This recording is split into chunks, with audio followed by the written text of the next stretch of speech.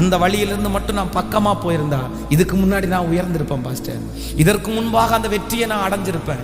ஆனா திடீர்னு என் வாழ்க்கையில நான் இருந்த ஒரு இடத்துல இருந்து கீழே விழுந்துட்டேன். இனி அந்த இடத்தை பிடிக்கிறது எனக்கு ரொம்ப தூரம்.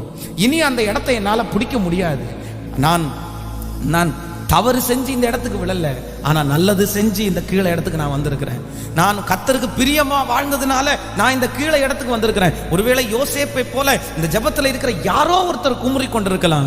ஆனா நான் நம்புறேன், போத்திபாருடைய வீட்டிலிருந்து பார்வோன் இடத்திற்கு கொண்டு போறதற்கும் என் கர்த்தருக்கு லேசான காரியம். சிறைச்சாலையில இருந்து பார்வோனுக்கு முன்பாக உன்னை நிறுத்துவதற்கும் கர்த்தருக்கு லேசான காரியம். ரெண்டுமே அவருக்கு ஒண்ணுதான், ரெண்டுமே அவருக்கு சமம், ரெண்டுமே அவருக்கு லேசான காரியம். நீங்க ஒருவேளை அப்படின்னு நினைக்கலாம், யாருக்காக ஆண்டவர் இந்த வார்த்தையை பேசுறாரு எனக்கு தெரியல. நீங்க நினைக்கலாம், நான் கீழே விழுந்து கிடக்கிறேன் பாஸ்டர், இப்போ